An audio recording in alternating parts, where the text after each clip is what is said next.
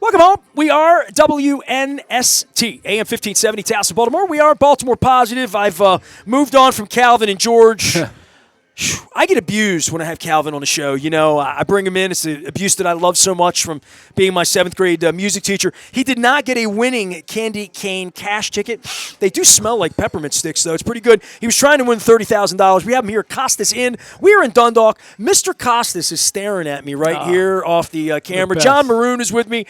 He, of course, the longtime Orioles, Redskins, Cal Ripken, PR, advertising, PGA. What am I? I'm leaving things out. I'm doing something, right? Well, when you get old like us, you do a lot of stuff, right?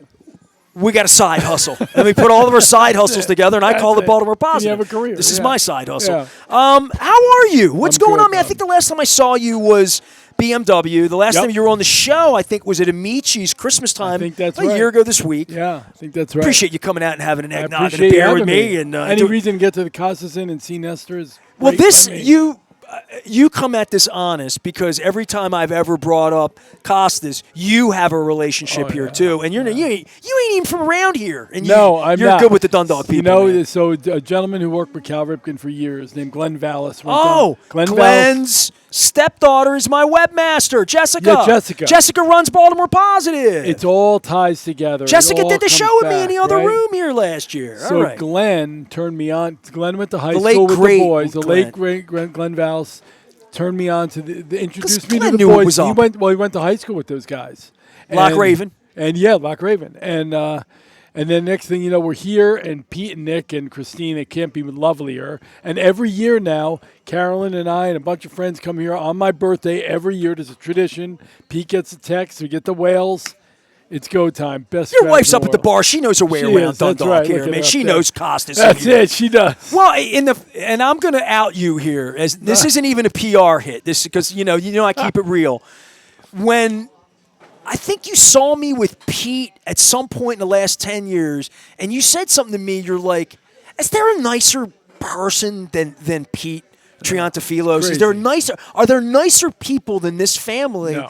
And this family here at Christmas is, struggling with the loss of Dad this year. It's like the first Christmas. Like, I'm looking at the picture here, and he's still in my heart and alive. And but what a year, man. Yes, I'll tell you. And it's amazing to me. I remember when Carolyn and I wanted to go and to the funeral and go to the viewing, and we went and we pulled in. I think it started at 10 a.m. and we got there maybe 9:45. 3 hour wait. It was crazy. It was 2.5 hours. I mean, what a for us. That's what I mean. So and we were early. I mean, what a testament. One of the most beloved humans. For good reason. I mean, the man was amazing, and his kids are amazing and carry that on, his wife. So, just an amazing person and sorely missed and shocking news, but what a honor to have him in our world for as long as we did. He came up to my wife the last time we saw him alive over there, about a week before he died, and he gave my wife a pen. And my wife thought it's so odd. Sweetheart, you take the pen. He comes up, sweetheart, you drink. And I never thought I would not see him again. But he gave my wife this pen.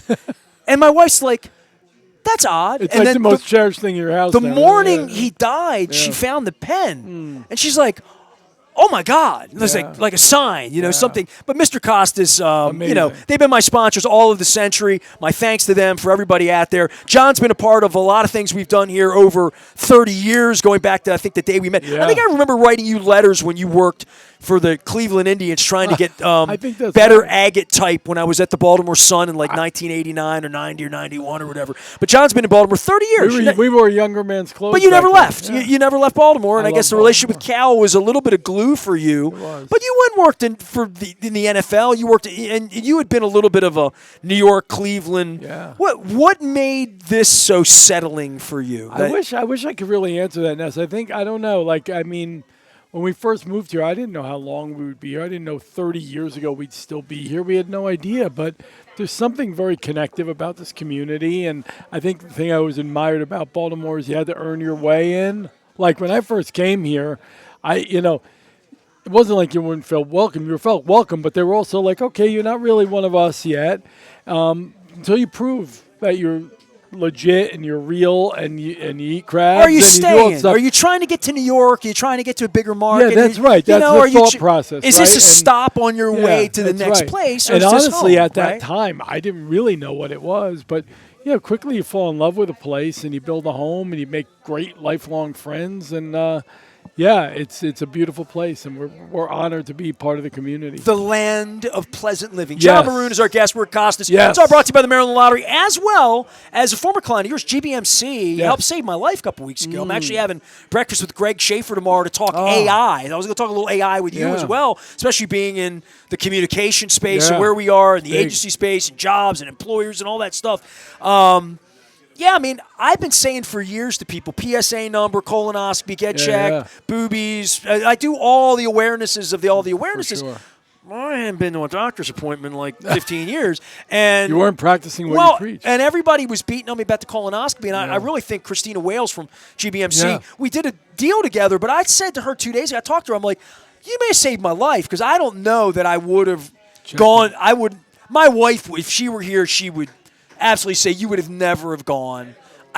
My wife didn't have the power to browbeat me to do it. Right. And I'm such a bad patient and all that. Yeah. But it's so important. I had a little life scare, and I know half people in the room are going to have a scare of some kind. For sure. I'm 57. For the first time in my life, I woke up and the Dr. Scary said to me, "Hey, you had a precancerous polyp. It's a good thing you got in here, dude." That's right. So go on the radio and tell everybody else about that. So Merry Christmas to everybody out there. But do it, and all the people that think it's like this big process. It's easy peasy, and do it.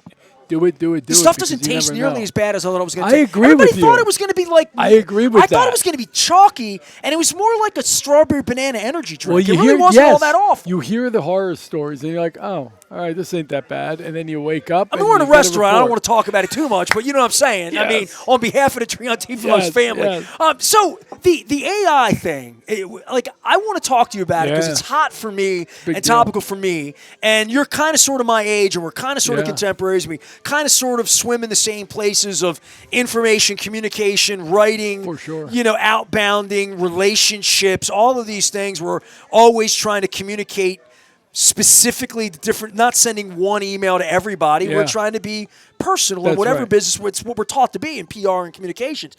That doesn't get to all the sports organizations, as we find out. But in regard to AI, it's not that I didn't take it seriously. I've had a couple of wow moments when it wrote commercials for me this summer and different things like that it does things better than I can do them to some degree. But this immersion I've had the last month has been Willy Wonka for me. And anybody that owns a business, I'm talking to them about it and just saying, how immersed are you and how quickly are you going to get immersed? Because you're not going to have a business if you're not immersed at some point. I mean, it really is going to be like, remember when you would say to people, here's my number, and you would say, do you text? And they say, no, I don't text. I was that guy, right? I ain't ever text. And then all of a sudden, can you imagine if you didn't text or have a cell phone now, or you didn't? How would you get a ticket to anything? Tom Davis, Yeah, how would you do anything if you couldn't do it? No, I think the AI part of owning a business is paramount. And you have a lot of younger employees, too, probably swimming at it, right? And they're using it a lot more. We're getting way into it like you are, too, Ness. And somebody said something that resonated with me, and they said, you might not lose your job to AI, but you'd lose your job to the people that understand how to use it, right? And so you got to stay up to speed. It is a powerful tool. It is a important addendum to your work, and it's essential. Stay with it or lose. I say essential. Evolve or die. Right? Well, it's getting every single thing in my life done. No doubt. Better. No doubt. And faster. Mm-hmm. So I mean, if I could say better and faster to anything, you would say, all right, what's the catch? What's it going to cost me? Am I going to go to jail for it? Right. Sometimes it feels like a cheat code. I mean, it absolutely does when I have used it in that way. But I am fascinated to see how people in your line of work, in local business, in communication business, are going to be able to really harness it and drive it. Because I think it's the most powerful thing I've ever seen. It's critical. And I've seen a lot of things. That's right. Yeah, and I talk about it. It's critical, and we're using it quite a bit. I will tell you, I will make a judgment on Chat GPT on Monday because I asked it today whether I should start Mike Evans or Zay Flowers in my fantasy football semifinal You're asking game. Chat GPT to evaluate your fantasy. That's right. You're using it like a toy, Maroon. We gotta get you. This is important. It's You the own a business. semifinals. Well, I use it that way too, but this was more important. Well, you were asking me before we came on. You're like, all right, so what does it know? And I told you this crazy story about Marvin Lewis 2 weeks ago when we did the show. And I have a clone. So I did a Did Tony. you have to create the clone? Yeah, so I did a Tony Robbins boot camp. Yeah. And I'm a Robbins guy, whatever, Yeah. but I haven't done anything with Tony Robbins in 7 years. Yeah. I don't watch the videos. I'm not in the cult. I don't subscribe to anything. Yeah. I don't sit around and read Robbins books. But I have for 30 years, and I know Tony a little bit. Like, I've firewalked. It's the reason Baltimore Positive was dreamed up 7 years ago last week. It was the week that Mahomes threw that ninja pass against the Ravens, against Lamar, rookie year, 18. I was in Florida when that play happened. It was that week. And I dreamed up Baltimore Positive in this park outside of the West Palm Beach Convention Center where it was. And so I did that thing 7 years ago, and I'm on the list and whatever. Yeah. And I got an email maybe in like October, and I've been looking at all the courses to take. Yeah. And I'm like, all right, it was a free weekend, like around 2 weeks for Thanksgiving, and it was 12 hours of a weekend, and it really was a TED Talk. It was free. Yeah. It was a free 12-hour, and it wasn't just Robbins. It was like Arthur Brooks from The Atlantic talking about how AI can make you happier, how to use AI for happiness, because that's his jam. Wow. Happiness is his lane, right? Guy, yeah. So I watched all of this stuff, and it really was very Robbins-y in that it gave me the why before I ask why. Yeah. He was telling me why you need it before you're like, how do I work it? Don't worry about how to work it. It's AI. It'll work for you. Let me tell you how you can use it. Yeah. And one of the weird things he did, and this is kind of a crazy, and anybody who plays with AI knows this, but one of the tricks was he had a picture of his refrigerator. And he said, why do you think I have a picture of my refrigerator? He said, I have 2 small kids, and they ask me, what can you make me to eat? All they do is eat. They want to eat. Yeah. He had a picture of a refrigerator. He put it into AI and said, what can I make my kids? And it knows everything in the refrigerator, gave him a whole menu of every possible thing he could make. And if his kids had a peanut restriction or didn't like mustard like me, I don't want any mustard on my sandwich. It would know it, and it would make a menu. So I said to my wife, do you dare me to take a picture of our refrigerator and put it into my chat GPT and say create a menu? It created menus of like you have olive oil and lemon, you can make dressing. Like it gave me in 2 seconds. I mean, it's really amazing. So I think, first of all, let me say this. Like, I think the fact that you and I at our age, and you're more advanced, I can clearly tell on the AI right now than I am, but at our ages, the fact that we're into it and delving into it and learning it puts us way ahead of the curve already. So, yeah, I think it's one of those things that what it does is beyond belief. And let me ask you a question, Ness. Like, when you were building out your bot or whatever it's called, your personality, your clone. When you're building out your clone, like, how does it know the fridge stuff? Like, do you put in... You or does it know your shopping bill? Like, what does it know? So like, I'm going to sit here because I'm glad you're asking me this, because if I were on your beer chat, by the way, John Maroon's here. It's all brought to you by the Maryland Lottery, our friends at GBMC. Having a loose cannon. Hey, all Baltimore, right, I like that. Baltimore. Yeah. What's up, man? I used to get down to Hugh Sisson's place and eat wings down on Cross Street all the time. I always told you, that beer's warm and flat. Who's going to drink this craft sweat? Only everybody. So I always tell Hugh he was right and I was wrong. So the clone thing happened. It was the first thing we did. The Robbins promise was you were going to build a clone and you were going to save 15 hours a week of your life. That was his promise for the $1,000 for the course, right? Wow. The course was 6 weeks long. He had a European guy named Igor Pagani was the trainer. Robbins wasn't even, to say it's a Robbins thing. Robbins just pulling people together. Yeah, it was his company that is the umbrella for it. He participated in the 12 free hours in the beginning. Yeah. He wasn't even a part of the course because he's not the AI trainer. He had a guy to do that. So this guy, we created a clone the first day of class. And the clone was basically, you go into ChatGPT, you kind of have to subscribe, buy the package so you don't get stopped. There's a DNA in this thing called a markdown file. Markdown file is like a PDF or a doc. It's a 3-digit markdown file. Is the format that AI reads better. Got it.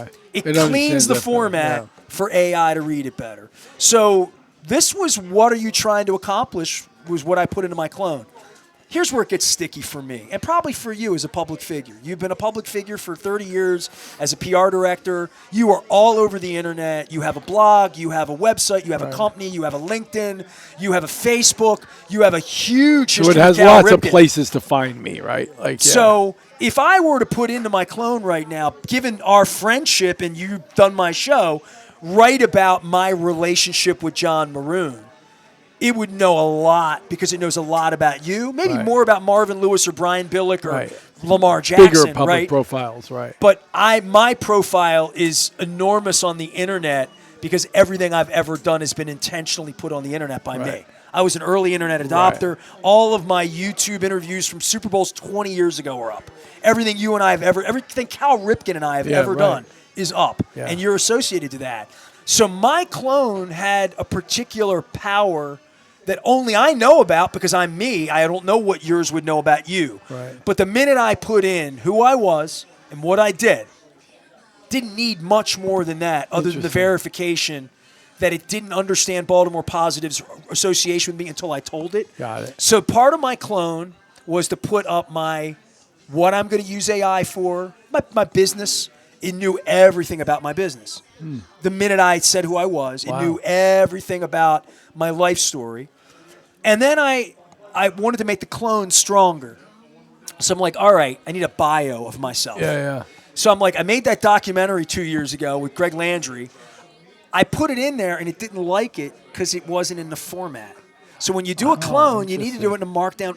I'm giving you some inside poker here, right? It didn't want to see a video. It didn't want to see a doc. It didn't even want to see a crappy transcript. It wanted to evaluate it. So here's what you do with AI. And this is the amazing thing. I sound like my teacher. I sound like Igor, my teacher. AI knows you. You just put it in. You tell AI what you want, and it will help you. It will give it to you. So here's what I did. Documentary is a video, a lot of pictures and some words. I took the transcript, threw it in, cleaned it up, put the transcript into AI and said to AI, write this as a markdown file as my biography. Oh, I love it. It completely did everything.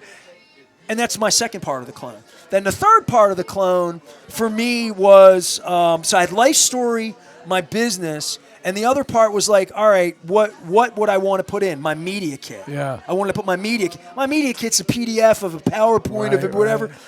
It took this is where it gets crazy. It took my media kit, I put it in, and it said, we don't like this, but we're going to take everything in your media kit and clean it and cleanse it like what you do. And we're going to turn it into a markdown file. So it does it for you. Wow. So you don't. So you just have to ask it It's to turn your a stuff freaking into a markdown wonkavator. file. It's a total wonkavator. Yeah, Like that, I don't even know how to explain it. Like I get in, I'm like, it's like Willy Wonka. I don't know where it's going to go. No, I don't know where it's going to land. sideways, but upside something down, really going to happen. Something dramatic is going to happen here. And every time I hit go, something dramatic happens. You know, whether it's about building my business, whether it's about my competitors, now, whether do you it's about the strictly marketplace. use ChatGPT, or do you use Copilot and other ones too? I graduated from my class 48 hours ago. Yes, you can take your clone and put it anywhere. Oh, okay. So, yeah, the other part of my clone, and this is going to get really... So if you're listening, John Maroon's here, we're Costas, and we're telling really important clone stories. Yes. But it's my I love you, so I want to help your business and get you into this 6 months earlier than you want to get into it, right? Love it. So when I did my Robbins, the last Robbins week, it wasn't a firewalk. It was 7. I'd done several firewalks. This is 7 days immersion. It's called Date with Death. It's really expensive. He invited me as a guest. Wow. It was very kind of him because my wife had cancer. He knew that. He was trying to help her. So we're there, and it helped me more than it helped my wife, believe it or not, with Baltimore Positive. But we had groups we broke. There were 4,000 people at this thing. Yeah. So you had a group of a dozen people that you work teams, right? Cool. I was on Blue 7. I only know that because my chart, I have a poster that I created of my mission statement in life and everything in life that is a forward and away goal. Literally, it's good. A down and dirty, week-long evaluation of everything I want to be in life. Yeah, it's cool. I break it out every year this time of year, and I evaluate my goals. Where am I? It's this time of year. My wife goes away kind of famously with her family. She's in Quebec right now, speaking French, eating croque madame and poutine and all that. Freezing her ass off. It's like 5 degrees in Quebec City today. So this poster exists, And I look at it every year, and I study it, and it's me, and I make some additions every year. But it's color, it's crayon, it's a poster. Yeah. It's my handwriting. It doesn't mean anything. that's cool. No one's ever seen it but my wife and my team. And I have it on my phone. I can show it to you. Love the Causies. Did you win? No. Next time. They're great lottery players, the Causey family. Thanks for letting me drink beer in your basement back when I was a kid. You know I love you, Mr. Dave. It's still open. We're on our way. Dundalk. That's better than Dundalk. I love this place. It's like I'm from here or something. So this poster is everything that's really important to me. Yeah, that's cool. Away goals, about hope, It's about like a vision despair. board in a way, It is a right? complete vision board, Yeah. but it's contained. And I thought, how in the world am I going? I wouldn't even know where to begin to translate this into writing or into what I believe in if I were to make it a blog or share it on LinkedIn or to share it as a motivational thing, turn it into a speech in some way, right? Took a picture of it, put it in my chat. I said, this is my Tony Robbins life chart mission statement. Can you help me turn this into a markdown? It completely filed every part of it. It wrote it as prose. It wrote it as bullet points. It took it, translated it into what it was. Wow. Like, these are your mission statements. These are the things that are important to you. It doesn't say that. It just knew that. Yeah. And I took that and put it into my clone. So since I've souped my clone with the original document, my whole life story, your hopes and dreams, everything that's important to me, Yeah. and my whole business strategy into my clone the right way in the right file, every single thing it directs me to do now is like supercharged on supercharged. It's really amazing. And it was already pretty supercharged because it knew who I was because of my public figureness to begin with. Right. But now you're adding personal insights and feelings. It's and been helpful goals beyond and all anything that, I can begin to tell you. Clearly. That when I do 3 pieces with Luke on a Sunday after a Ravens game, like Ravens will play Sunday night, we'll do our 3 pieces Monday morning. I can take those pieces and put it into my clone and say, write my column in my words and what I actually said and believed. And instantly have that. And this thing, it pisses me off, John. It's You good. know how You're a good highly I writer. think of my own Yes, writing. You know, yes. I think I'm a pretty decent writer. Yes. It's way better than me. Love it. It pisses me off that it love writes it. better than I write. great. But it writes just like me.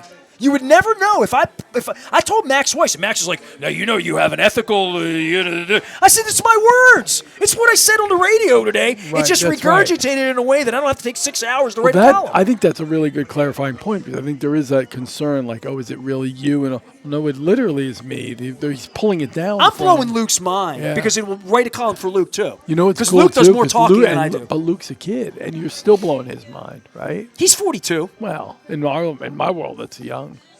I keep looking at this like every big thing. Once we get older, how old are you? 60. 60. I'm 57. You're a little older than me, but we have the same life Yeah. experience of cable television Right, came to our that's right. neighborhood. Yeah. That was mind-blowing. Huge. Mind-blowing that we had cable television, right? Then the newspaper, like USA Today happened every day, Yeah, right? Like we had right. a national newspaper every day. Then Remember when email first came? I remember email thinking, what is this? what about cable Like, news? Yeah. Where did you Right, get news at that's 2 right. in the afternoon That's when right. the president was shot? Yeah. NBC special report. That's Well, right. there- Broke so, in. So Yeah. There are that 4 talk channels, right? radio, Yeah. Rush Limbaugh, right? That's right. And then the 24 internet. hours, and then but the sports biggest talk, thing, yeah. and my son's coming. I thought my son just walked in, but my son's coming a little later on. In 2003, I got married. In 2004, my phone had a little envelope on the top. I looked at it, and my son's like, "Did you get my text?" I'm like, "It's a text." Yes. And he said to me, "No, Dad, give me your flip phone." He's like, "See the little envelope there? It's a text." Your flip I'm phone. like, "I will never text. Yes. Don't ever text me. Yes. Call your father. Yeah. You love me. You call your And now father." you just text. Now, like, you're blowing up do people's you remember phones. when you would say to somebody, "Do you text?" Yeah, And people totally. didn't text. Totally. And about 3 years I was into it, I you're was like you too. I was a caveman. Like, I'm not doing that crap. 3 years, 5 years into it, everybody's texting. When Yeah. somebody says to you, "I don't text," you're like, "You must be rich or don't have a gig." Like, how do you? How do you get anywhere? How do you find anybody at the airport? Like, how do you get anywhere? It's impossible. But I fought it. You fought it. Course. Twitter, Facebook. I never had a MySpace. All this stuff. It was like And then if you look, I was listening to a pod the other day and it said, think about 20 years ago. 20 years, not long, goes like that. 20 years, none of this.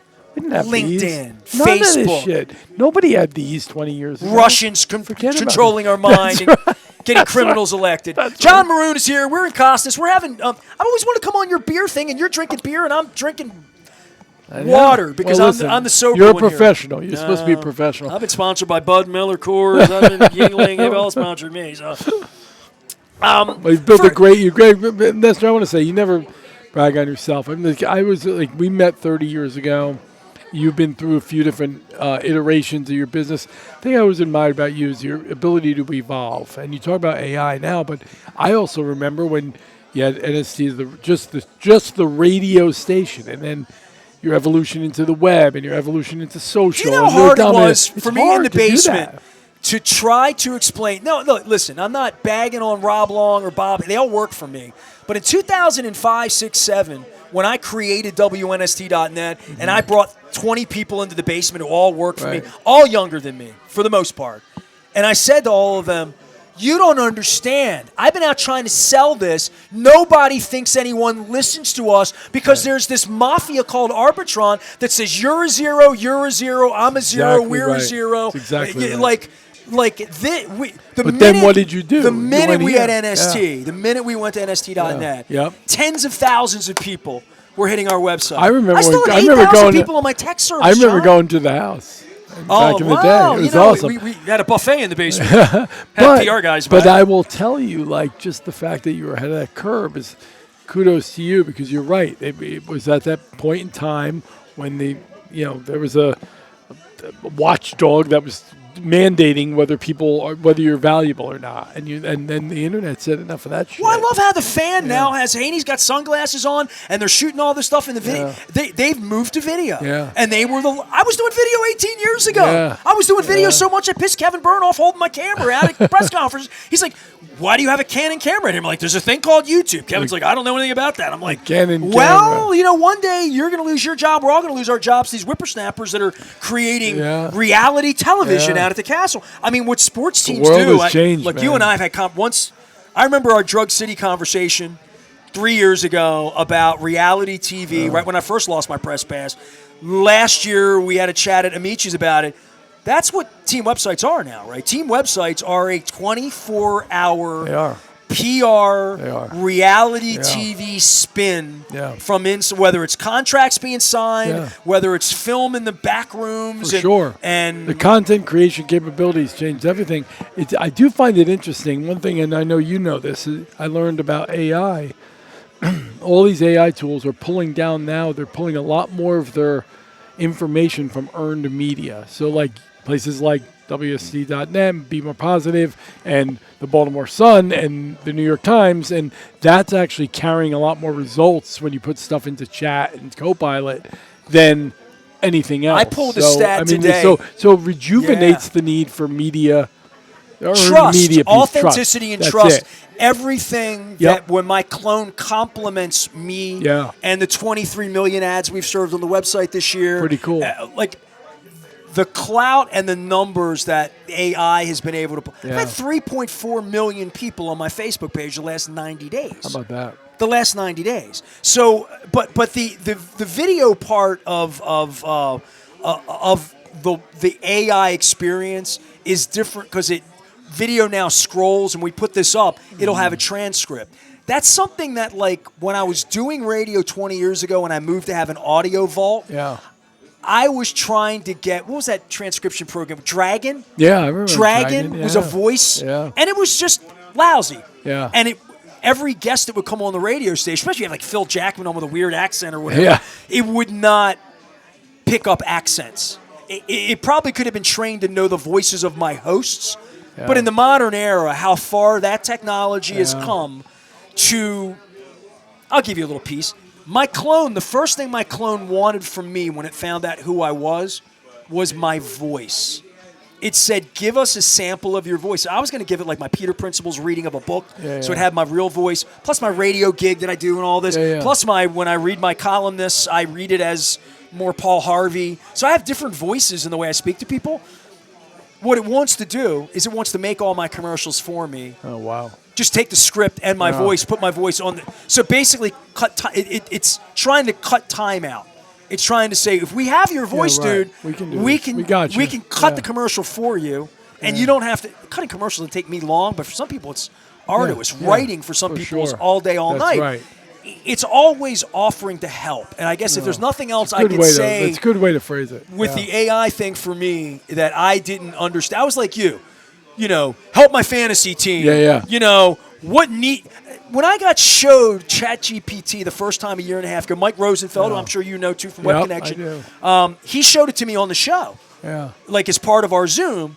And you know what we did? We wrote a roses are red, violets are purple, the ravens are blah, and they're going to purple you. It was like it wrote a Ravens poem in 2 seconds. And I thought, well, that's kind of neat. And it wrote it like for real. It wrote about the Ravens. And you're asking it kindergarten stuff when it could do postgraduate work, right? Something like from Ray to Suggs, from Reed to Flacco, we'll never know. Like it wrote that kind of thing a year and a half ago. The whole history. And I'm like, well, isn't that a cool toy? It's kind of like when my kid texts me, I'm like, oh, I got a little envelope. Then the envelope becomes how I've gotten every deal done, how I've met every, I mean, Ness, think about just the evolution of communication over the last 10, 15 years. It's never been this swift in the history of the world. Well, Twitter changed that. For sure. Really, that was... Sure. And now it's been taken over by the Nazis. Sure. I got thrown off. And, listen, you never asked me, though. More importantly, you never asked me. I told you early on I used ChatGPT to ask whether it was Mike Evans or Zay Flowers for my fantasy team this weekend. What do you think it's? I don't know who Tampa's playing. So Tampa's playing Carolina. Zay Flowers at home, Patriots defense. I don't know. I'd start Zay Flowers because it's more fun. It said Zay Flowers, and I was a little surprised. I thought it would say Mike Evans. He's coming off a big week, first week back, and Carolina's Carolina. But it said Zay Flowers. And so I'm going to play Zay, and I'll tell you, I'm going to text you on Sunday if Mike Evans has like 32 points. I'm going to be bitter, and I'm going to say, look, I need to incorporate your clone because on my own I failed. Well, if you stood next to Mike Evans and stood next to Zay Flowers, you'd probably take Mike Evans. That's right. But the funny thing about Mike, you say Mike Evans, of all people, the Ravens beat Tampa really, really bad in like 2014 or 15 in Tampa. Went to that game with Pike, and my wife was fighting for her life at that time. So it was 15 season. We were down in Tampa. I was wearing pink. And I remember Flacco threw 1 touchdown, 2, 3, 4. It was like 41-3 at halftime. It was a crazy bad game. And I remember being down on the field after the game and seeing Mike Evans. And I've stood next to every football player there is. I'm not impressed by their Adonisness or their stature or their masculinity. But I stood next to Mike Evans on the field, and I'm like, wow. Shit, man, that's a wide receiver. And I'm 25 years into standing next to wide receivers. But I stood next to him, and I'm like, dude, he looks good getting off the bus. You know what you're doing right now? Zay Flowers looks more like me. By the way, I can't believe Mike Evans was with Tampa 10 years ago. That's amazing, and I think you're absolutely right. He's got been a couple like 12 rings. years. Yeah. A couple rings. And you're changing my mind now, so I'm going to feel looking. Nah, don't do that. Don't do that. Get the weather report. John Maroon's here. We're at Costas. We're having fun. It's all brought to you by the Maryland Lottery. So it's funny that you would jump right into that. Not funny because it's who you are. That I'm talking about communication styles and things that make communication go faster, better, smoother. Yeah. You were always trying to do that on behalf of Ripken's image, on behalf of the people. Hey, man, somebody says we got to respond. We got to respond the right way. We have to think about it. We need to be polite. ChatGPT has a thing where you can be cynical, a jerk, professional, whimsical, funny. You can be anything you want to be. You just tell it the tone you want. Yeah, it's amazing.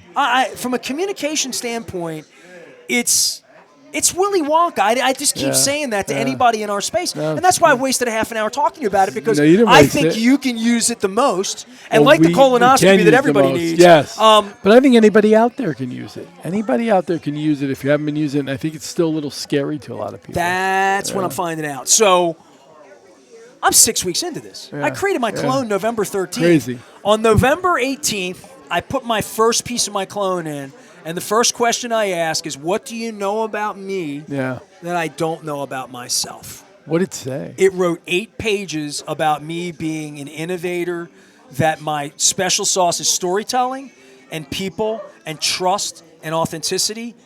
It's a great It was my question press to ask it release. too. Yeah. It was literally my press release. I'm like, it knows what I want to be. I don't know if I am that, but I'm trying like hell, and it gets it. It understands me. I love it. That was That's literally the great. first thing it did. And then I've been beating on the machine for 5 weeks to see what it's capable of and what it's not capable of, what it's good at and what it's not good at. And what I keep coming back to is it is so much smarter and better than anything you can possibly conceive. Yeah. And in the last 6 weeks, if I went through the bar and I said to everyone here, including my boy John, who's fantastic drummer, singer, friend, all of that, he isn't AI'd up yet. And how much have I beaten your ears about AI the last 4 weeks? John, it's all I've heard for the last 30 minutes. He's one of my best friends in the whole world. I love John. But he is like, it's scary. It's going to take over the world. The Russians have it. It's in the cosmos. I think both things can be true. No, but not you. People, when I go to people, they're looking at me like, yes. No, there's a fear. He's in a cult. There's a fear for sure. There's a huge fear. But that's okay. There was a fear of the internet when it first started. There was a fear of iPhones. There was a fear I remember of when the internet happened, and my pal Scott Lindsay was at PC Bank Net. They weren't PSI Net, they were PC Bank Net. Yeah. And they were Radicus.net. One of my emails from like my Marriott account is still nasty at Radicus.net. So he was the first person that came to me, and he's one of the smartest humans I know. I mean, he said to me, "You're going to do all your banking on your phone." And I'm like, shit, who's gonna ever get to that Who's point? ever gonna buy anything on the internet? Yeah. Who would be I'm not that putting my stupid? credit card Right, in who'd be there. that stupid? Who would do that? I swear to God, I can't go my wife, who's here, despises it. I can't scroll 4 times without buying something off of eBay? Instagram. Yo, your Instagram? No, Instagram just now understands me. They feed me every freaking ad, and I'm double-clicking Apple Pay on everything. But you're right. Who would have thought I'd ever do it? Especially me. I'm scared of everything. I would have. Now I'm like, yes. I laughed at him when he told me this. Yeah. And he also told me some things that didn't happen. Yeah, of course. Like, he told me that we would not have keyboards anymore, and there'd be a virtual keyboard that we would just type on the table. We would just type like this, that there wouldn't be an actual keyboard. Now, we're going to go way past that because my clone, I'm never going to have to type again. Yeah. Once I haven't voice activated my clone yet. I don't talk to my clone. Well, not ready. I'm understanding it. I'm 4 weeks into this. Yeah. But once I start talking to my clone, it's going to be over. Yeah. Because I'm never going to want to type again. It's going to be like calling instead of texting. That's right. I know that I'm about to make a paradigm. I'm old enough to know myself. Yeah. I know once I start talking to it, I will never reach the text again. It's crazy. And I'm within 6 months of doing that. Have you been in a driverless car yet? I've not. I went to Phoenix in September. Yeah, they're all over. They're everywhere in Phoenix, it's and they're wild. in Vegas too. But they have that Phoenix. thing on top. They have whammo thing. It's a whammo thing, and has all the. And my wife saw it at the airport. We pulled into Sky Harbor, and they're coming through. We're like, hey, they got them cars that drive themselves. Yeah. And my wife's like, Waymo, and she downloaded the app. Yeah. I'm like, we're getting one. We're you gonna had get in. to. We're How gonna was get it? in. We got addicted. We did like 4 of them. Yeah. Because you get in the back seat and you're in there and it's just you and you're like, am I safe? Am I not safe? Right. Am I safer? Dude, I've been in some Ubers with some no shit. people who are probably way taking some safer on gummies. Whammo. Yeah, I mean, totally. I've been in some Ubers that were not on the up and up. I thought to myself, well, what would happen if somebody approaches the car to like hurt us or carjack us, whatever? I'm like, this car is the safest car in Phoenix. It's got cameras everywhere. Yeah. Literally everywhere. Yeah. But Bill Cole was with me at Pizza John's God. 3 weeks ago, and I had Todd Schuler, who is Blondell Miller Schuler, best damn lawyers, damn good lawyer in Essex. He is, no offense, an ambulance chaser. He's accident. First thing he says, so the car catches on fire when you're in it, and the door's locked, and you're locked in fire in it. That's a lawsuit for me. And I'm thinking, you're coming at this wrong. It's like you're coming at AI from like how it's going to be terrible for you, instead of coming at it from how it's going to help you. That's right. So The driverless car was a little cheaper because it doesn't have a driver. Right. It's a little slower. So when I had a young girl waiting tables, Because they're doing the speed limit, right? Is that? they don't go on the highway. They Oh, did. okay, They got can it. now. Apparently, they got a new Yeah. beginning of the year, but because of the law in Yeah. Phoenix, they wouldn't let them go above Yeah. 50 miles an hour, above Got it, 45 miles got an it. hour. So when I got my Uber, if you know Phoenix at all, I got my Uber at Sky Harbor. I had an airport hotel. We went to Scottsdale. Yeah. It did not take the freeway. It took the canyon road Yeah. through this arbor park and a zoo. I would have never seen the Phoenix Zoo. Phoenix Zoo is No. beautiful, but we rode it in a Waymo, Yeah, love it. and it talks to you when love you're it. in there. It asks you if Good. you want music on. I will try one. I hear they're coming here. I will try one. Yeah, that's the word on the street. Will you be scared? Yeah, a little bit. The initial, my first ride, I'll be a little anxious, but The second ride we took, I think it'd be weird to not be anxious. we went through a stop sign, and this is apparently a thing that you do if you're in Phoenix. You F with the driverless car. You jut out in front of it to see what it'll do. Oh, right. So if you're at a stop sign and it's coming, and you accelerate and stop real quick as a driver, Yeah. it will freak out the car. Yeah, yeah. So we had a freak out. We were in the car, and some jackwagon was playing the machine, Yeah, basically. messing with it. Yeah, And, our thing stopped, stuttered, Yeah, and yeah. moved around and just kept going. love it. Like the same thing you would have done if you Yeah, were yeah, driving, that's right. except it's better than you. It's Pretty cool. AI. It is. It knows more than you. It just is. does. It is. Well, listen, no one's better than you, but I have to take my You gotta bride go. for Okay, a birthday tell me drink. what's going on Maroon, because we talked AI. No, look, we're great, Ness. You're the best. I love Oh, our stop relationship. with that. Maroon PR, maroonpr.com. We've been around You did a 20 good years. job with the golf Our tournament. I wanna say anniversary that. will be our 20th anniversary next April, which I'm excited 20? about. Yeah, And yeah. you for thought the it was just gonna be agency. sports. I know. Well, way more than sports. A lot of nonprofit, great, amazing clients like the Maryland Food Bank, National Law Enforcement Officers Memorial, Ripken Foundation. Maryland Food Bank, new leadership. New leadership. Meg Kimmel, who was the COO, was elevated to CEO, replacing Carmen Delguicio, who retired.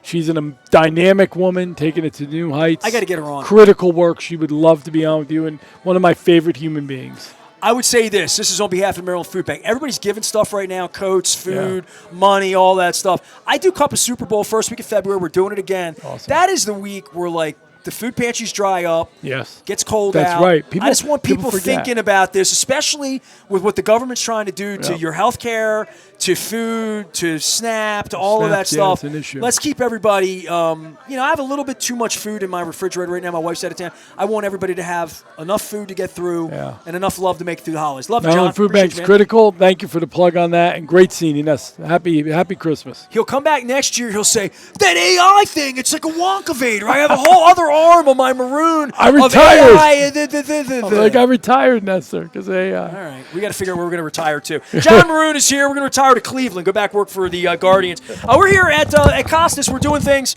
John Allen's going to be up next. It's all brought to you by our friends at the Maryland Lottery. We have Candy Cane Cash. We're going to talk rock and roll. We're going to talk about life saving. And I had a dear friend of mine, Jerry Piper, couldn't be here today, gave his kidney this week to save a man's life. And Eddie Lauer got a new heart about a month ago and is doing really, really well. He's at the hospital today, couldn't be with us today. But John and I are going to talk about Ed Lauer. We're going to talk about rock and roll. We're going to talk about Child's Play. We're going to talk about Stone Horses. And we're going to talk about rocking around a Christmas tree. We're at Costas in Dundalk. Stay with us.